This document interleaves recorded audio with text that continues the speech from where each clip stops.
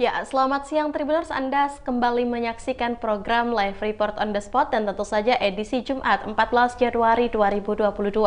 Tentu saja siang ini kami akan menyajikan informasi menarik, berita faktual yang akan dilaporkan secara langsung oleh reporter Tribun Timur dari berbagai daerah. Bersama saya Kinan Aulia, inilah Live Report on the Spot selengkapnya. Baik Tribuners, berita pertama kita berada di daerah Toraja Utara, di mana pemerintah Kabupaten Toraja Utara batasi waktu bus masuk kota Rantepao. Pemerintah Kabupaten Toraja Utara batasi waktu bus masuk kota Rantepao, Toraja Utara, di mana kebijakan ini diambil Bupati Toraja Utara Yohanes Basang untuk mengurangi kemacetan di waktu jam kerja di wilayah kota Rantepao. Untuk informasi lebih lengkapnya kita sudah terhubung bersama dengan rekan Tommy Pasero. Halo, selamat siang rekan Tommy. Selamat siang, Kinan. Baik, bisa Anda jelaskan seperti apa kebijakan pembatasan waktu bus masuk ke kota Rantepao ini? Baik, Kinan dan Trimunas.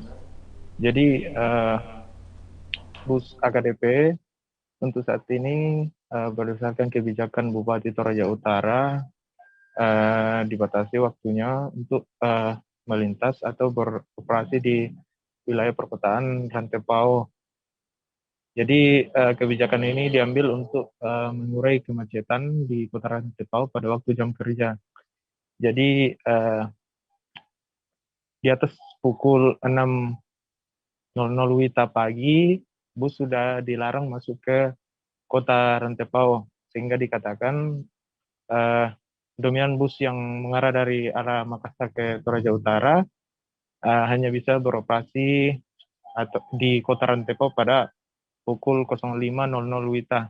Dia karena di atas pukul 06.00 WITA sudah dilarang.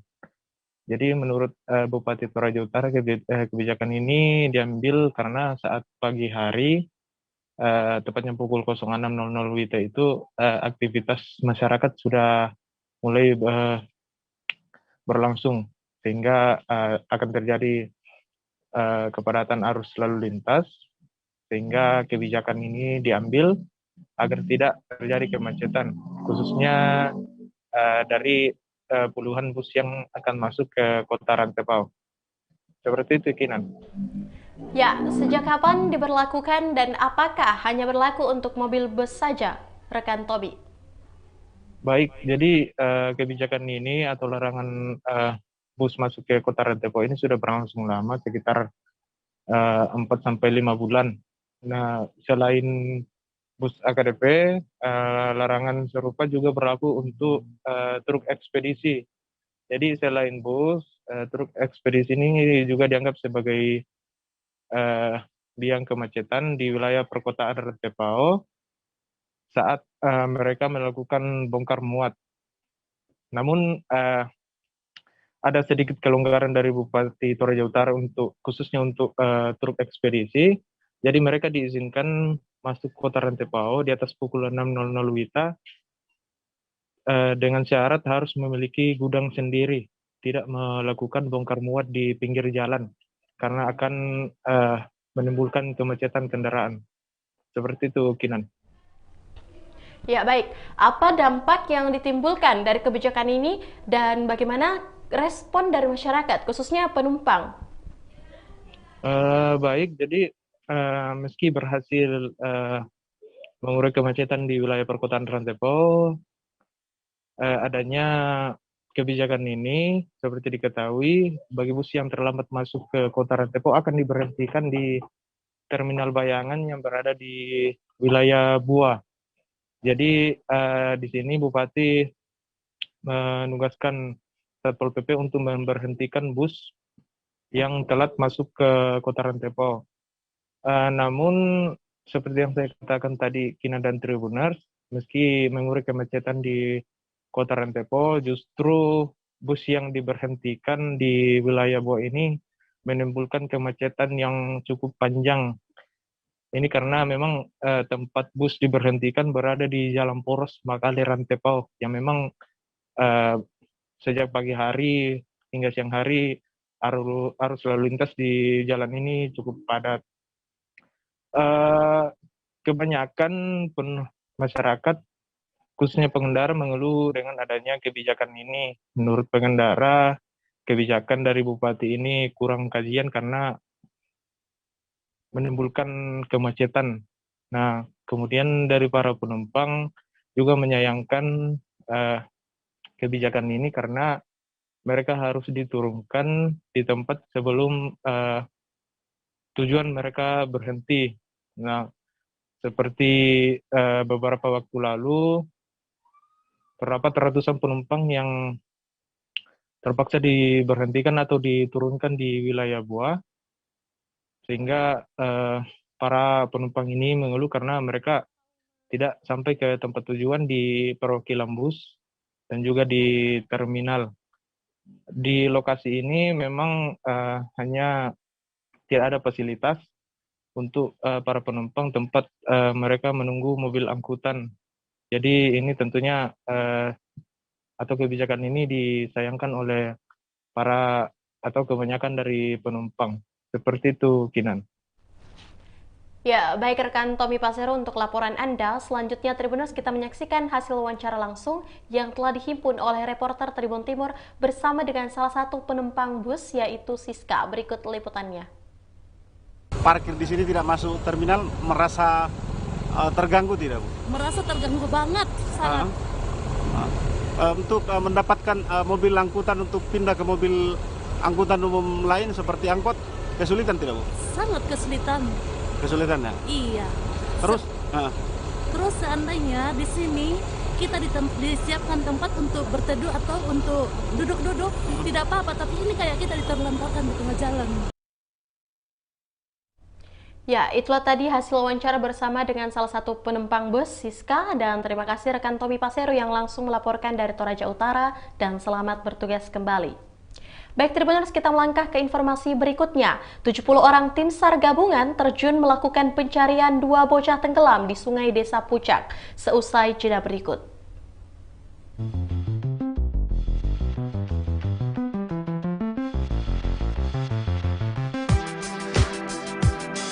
Jalan-jalan ke pantai, atau menaiki puncak gunung, melihat dataran indah, dan membayangkan lukisan alam Tuhan yang menakjubkan akan tersaji dalam sebuah liputan menarik juga eksklusif. Ikuti perjalanan saya menuju destinasi paling epik di Sulawesi Selatan, hanya di Wisata Virtual Tribuners.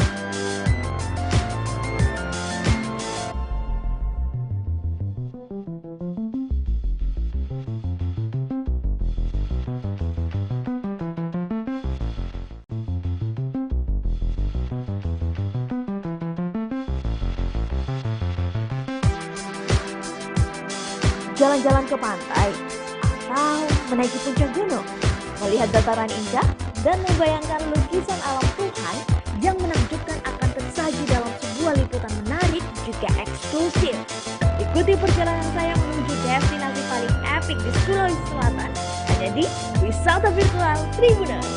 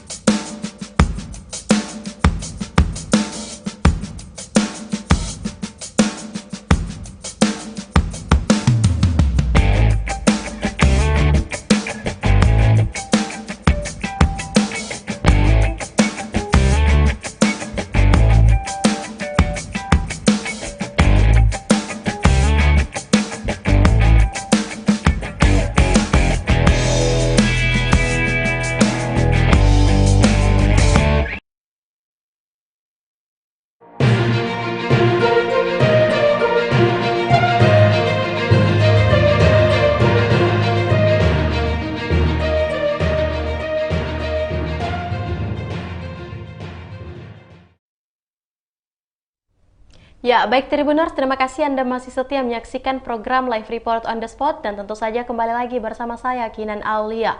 Informasi berikutnya datang dari Kabupaten Maros, di mana 70 orang tim SAR gabungan terjun melakukan pencarian 2 bocah tenggelam di Sungai Desa Pucak.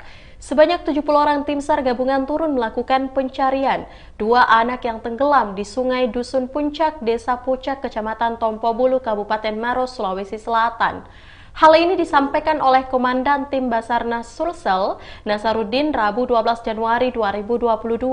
Tim SAR terdiri dari Basarnas, TNI, Polri, Damkar, Kota Makassar, Unhas, SAR UNM, Pramuka, BPBD Maros, potensi SAR lainnya.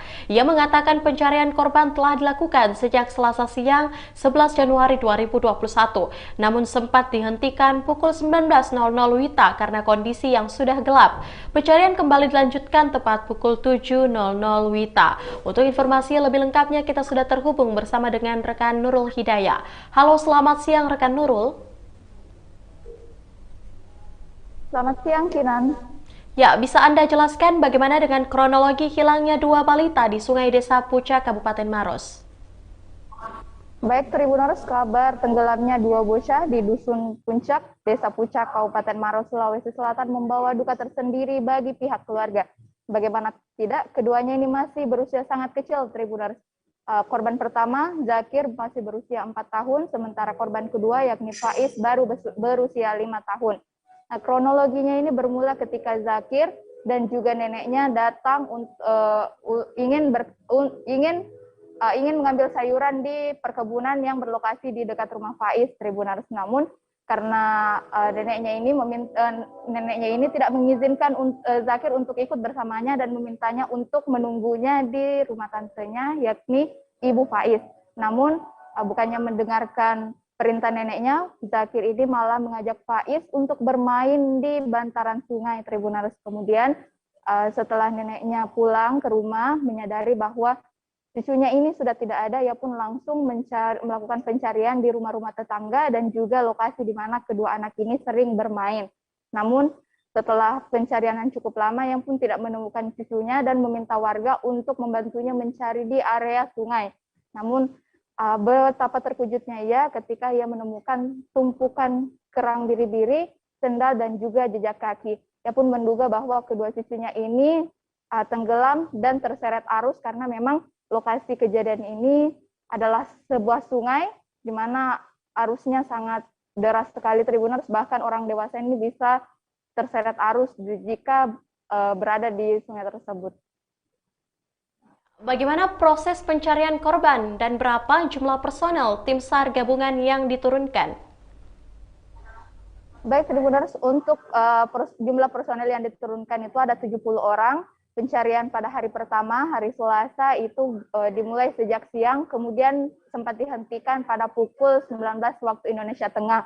Kemudian dilanjutkan kembali keesokan harinya pada pukul 7 pagi dan memperluas area pencarian menjadi radius 5 km. Pencarian baru membuahkan hasil pada pukul 11.45, di mana korban pertama, Zakir yang berusia 4 tahun, berhasil ditemukan. Tak lama kemudian, korban kedua, Faiz, juga ditemukan tepat pukul 13.05 waktu Indonesia Tengah. Ya, bagaimana kondisi korban saat ditemukan, rekan Nurul?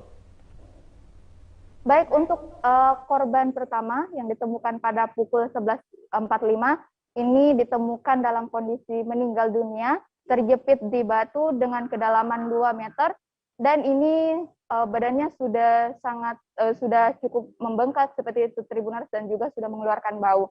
Kemudian begitu pula dengan ini korban pertama ditemukan 200 meter dari titik awal di mana korban dinyatakan hilang. Untuk korban kedua ini ditemukan tak jauh dari lokasi penemuan korban pertama, hanya berjarak sekitar 10 meter. Nah, berbeda dengan korban pertama, korban kedua ini ditemukan dalam kondisi sudah mengambang, Tribuners, dan ini juga tubuhnya sudah ditemukan sudah meninggal dunia dan kondisi tubuhnya itu sudah membengkak. Keduanya kemudian dievakuasi menggunakan kapal karet dan dibawa ke puskesmas untuk dilakukan pembersihan dan kemudian dikembalikan ke pihak keluarga untuk dimakamkan di pemakaman umum. Ya, baik, terima kasih rekan Nurul Hidayah untuk informasi yang telah Anda sampaikan. Selanjutnya, Tribuners, kita akan menyaksikan hasil wawancara langsung yang telah dihimpun oleh reporter Tribun Timur bersama dengan Komandan Tim Basarnas Sulawesi Selatan, ada Bapak Nasaruddin. Berikut liputannya. Bapak, seperti apa proses pencarian tadi, Pak, ini? Baik, untuk proses pencarian hari ini kita mulai dari jam 7.00 pagi. Untuk korban pertama, alhamdulillah kita temukan pada pukul 11.45 sekitar 200 meter dari lokasi titik duga korban tenggelam. Korban kedua, Pak?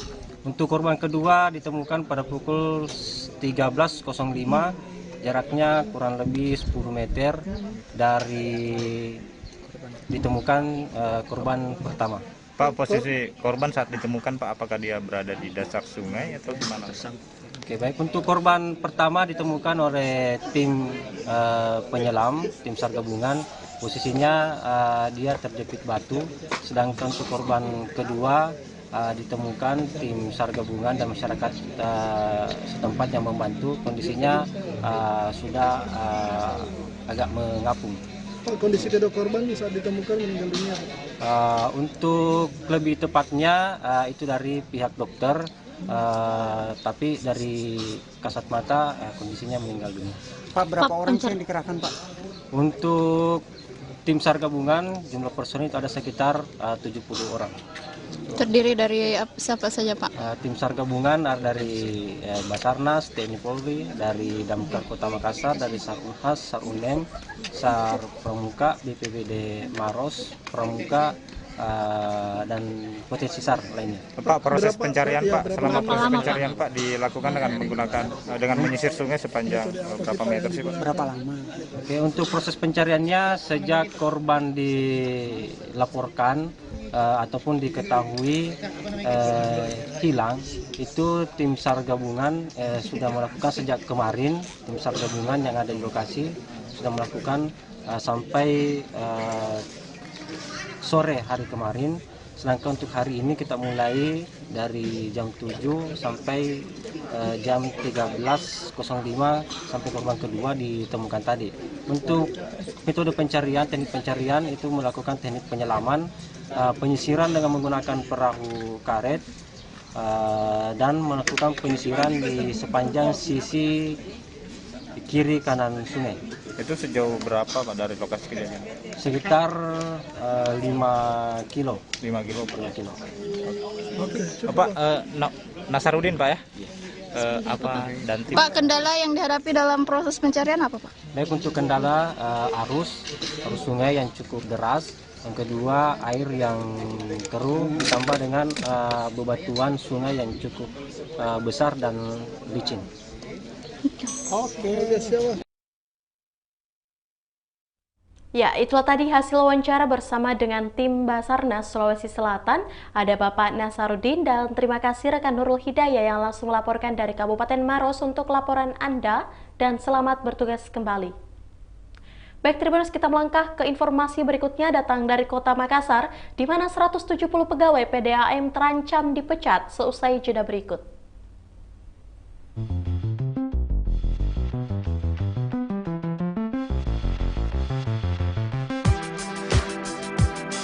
Jalan-jalan ke pantai, atau menaiki puncak gunung, melihat dataran indah, dan membayangkan lukisan alam Tuhan yang menakjubkan akan tersaji dalam sebuah liputan menarik juga eksklusif. Ikuti perjalanan saya menuju destinasi paling epik di Sulawesi Selatan, hanya di Wisata Virtual Tribuners.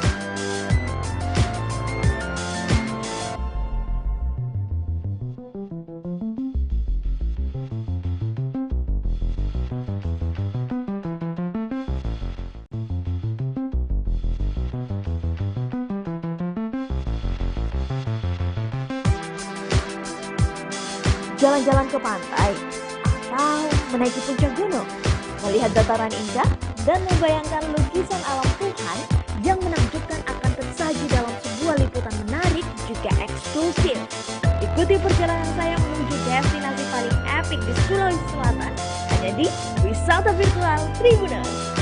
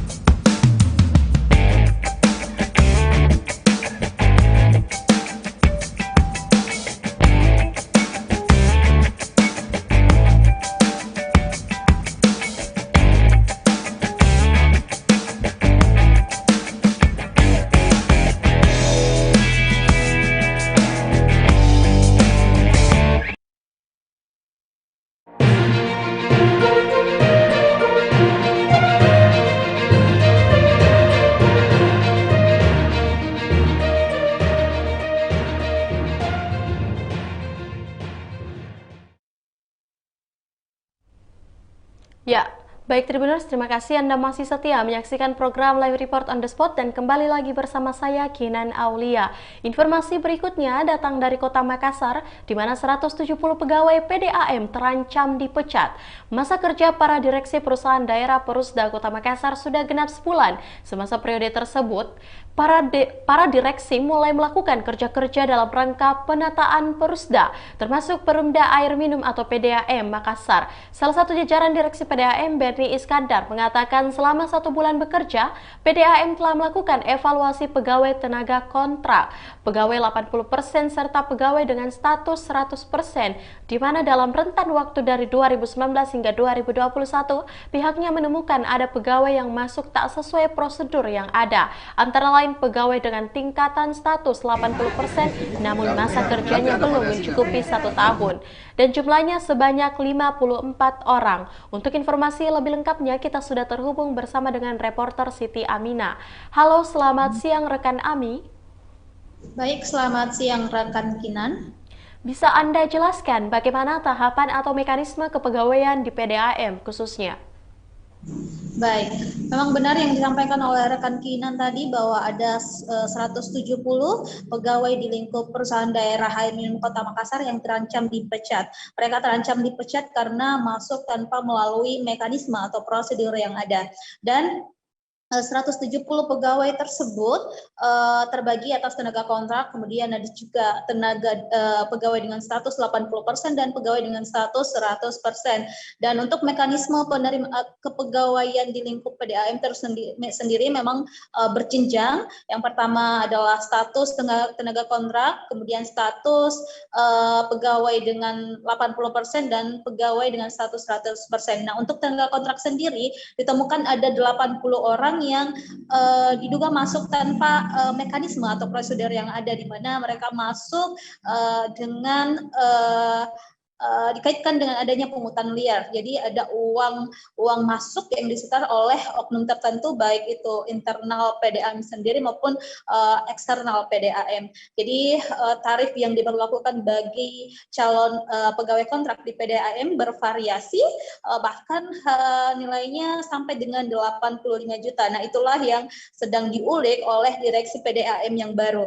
Kemudian untuk penerimaan tenaga kontrak ini memang selama 2 tahun terakhir tidak menentu, kadang dilakukan setiap bulan dengan jumlah yang berbeda-beda, dengan tarif yang berbeda pula, Tribuners. Dan yang kedua yakni untuk jenjang pegawai dengan status 80%, ditemukan pula ada yang masuk tidak sesuai prosedur. Kan seharusnya untuk pegawai berstatus 80% itu jika mereka sudah mencukupi 1 tahun masa kepegawaiannya selama di PDAM, dan ditemukan sebanyak 54 orang yang diduga melakukan loncatan status tanpa melalui prosedur atau mekanisme yang ada di PDAM. Kemudian untuk yang berstatus tenaga 100% diduga ada 7 orang yang juga tidak sesuai dengan prosedur, serta ada pula pegawai yang usianya sudah tidak seharusnya berada di situ, artinya tidak layak. Jumlahnya sebanyak 29 orang. Jadi jika di total ada sebanyak 170 pegawai di PDAM yang terancam dipecat karena tidak melalui mekanisme atau prosedur yang tadi, yakni sesuai dengan peraturan pemerintah nomor 54 tahun 2017. Ya, baik rekan Ami. Bagaimana untuk tindak lanjut PDAM menyikapi banyaknya pegawai yang diduga ilegal? Baik, nah sejauh ini PDAM telah melakukan investigasi untuk mengulik bagaimana kelanjutan dengan pegawai-pegawai yang diduga masuk tanpa sesuai prosedur tersebut, dan sementara akan dilakukan asesmen atau uji kompetensi bagi seluruh pegawai yang ada di PDAM, termasuk dengan 170 orang yang terancam dipecat tersebut. Jika nantinya hasil asesmen menunjukkan mereka tidak layak berada di sana, maka otomatis mereka akan menerima konsekuensi, yakni berupa pemecatan. Dan memang Wali Kota Makassar Muhammad Ramdan Pemanto terus menegaskan atau menginstruksi kepada seluruh dewas maupun direksi PDAM untuk mengusut tuntas terkait pegawai-pegawai yang ilegal ini, istilahnya begitu. Ya, oke, baik, rekan Ami. Selain urusan kepegawaian, kira-kira langkah-langkah apa yang ditempuh oleh direksi baru PDAM dalam rangka penataan Perumda ini?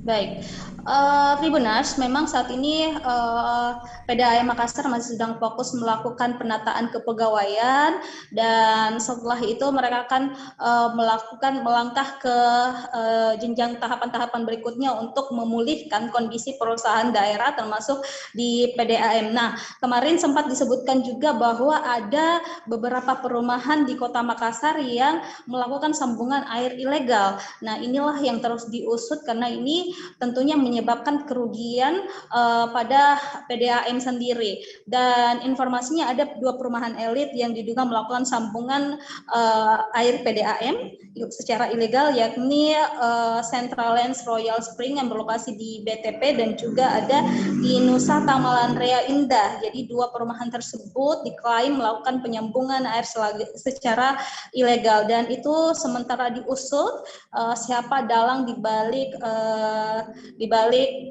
proses penyambungan air ilegal tersebut, karena pihak perumahan sendiri mengaku telah menyetor pembayaran air selama mereka bekerja sama dengan PDAM. Tapi sejauh ini tidak ada sama sekali catatan pembayaran air yang masuk di kas PDAM. Selain itu juga Kinan, ditemukan adanya pencurian air baku di Leko Pacing yang melibatkan orang dalam PDAM. Nah, setiap hari di mana mobil truk mengambil air di sumber air baku PDAM tersebut. Jadi memang ada beberapa masalah, ada banyak masalah yang sedang dieksekusi oleh direksi baru PDAM Kota Makassar ini untuk melakukan pembenahan agar kondisinya kembali pulih dan bisa membantu peningkatan pendapatan daerah Kota Makassar. Kinan.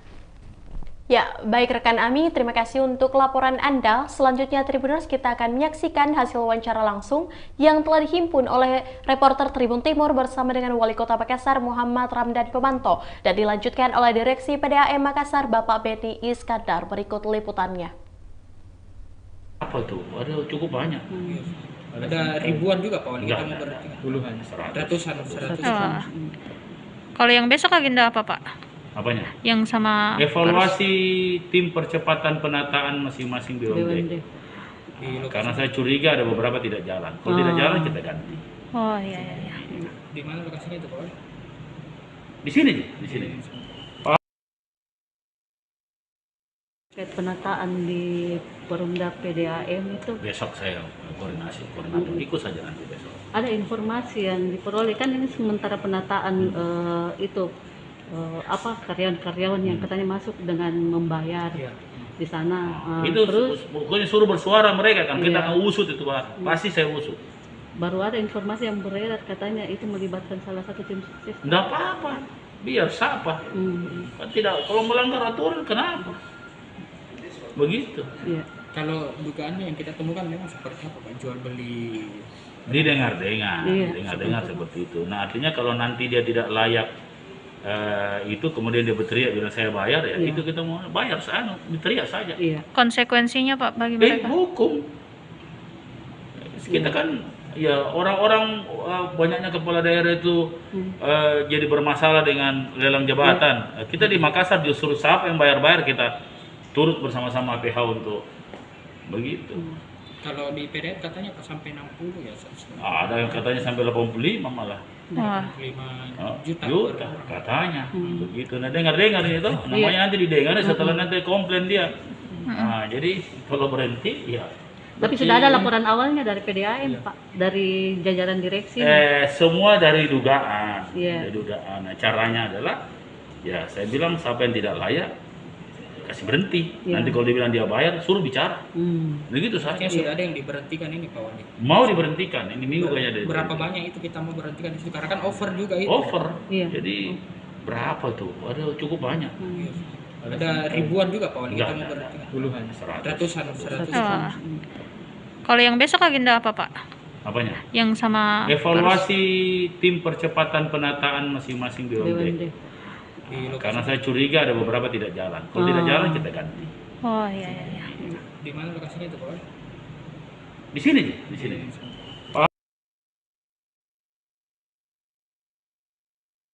Periode penerimaan Juni 2021 sampai dengan November 2021 itu jumlahnya ada 80-an orang. Jadi jangan, saya kemarin dibilang merekrut orang diam-diam. Itu yang lama 2021 setiap bulan itu dia merekrut tenaga kontrak, variasi, ada yang 10, ada yang 20 dari Januari 2021 sampai November 2021. Kenapa tuh teman-teman tidak pernah investigasi? Itulah yang sampai sekarang tenaga kontrak kita itu ada 200, hampir 200. Terus langkah. Dan itu dilakukan di periode 2020 ya Pak. Ada semua data. Rekrutmen 2020 setiap bulan itu ada. Jadi langkah yang dilakukan oleh PDAM menyikapi ini mekanisme yang tidak sekarang sesuai saya syarat. lagi cari yang sesuai dengan PP 54 Tahun berapa itu? 2017 dan aturan tentang kepegawaian internal. Ya, kalau memang harus dilakukan sanksi pemecatan salah satu. Kalau nanti ada variasinya, ada yang paling keras itu pemecatan, ya, atau seperti kemarin kontraknya tidak juga. Ya. Ada bayar-bayar itu diperkirakan di periode penerimaan. Ya, baik Tribuners, itulah tadi hasil wawancara bersama dengan Wali Kota Makassar Muhammad Ramdan Pemanto dan Direksi PDAM Makassar Beni Iskandar. Dan terima kasih rekan Siti Aminah langsung dari Kota Makassar untuk laporan Anda dan selamat bertugas kembali. Baik Tribuners, informasi tadi menutup perjumpaan kita pada siang hari ini. Jangan lupa untuk selalu menyaksikan program Live Report on the Spot setiap harinya pukul 14.00 hanya di kanal YouTube dan Facebook Tribun Timur. Dan saya juga mengingatkan kepada seluruh Tribuners untuk selalu menjaga protokol kesehatan dan jangan lupa melakukan vaksinasi. Saya Kina Naulia mewakili kru yang bekerja pamit. Terima kasih dan sampai jumpa.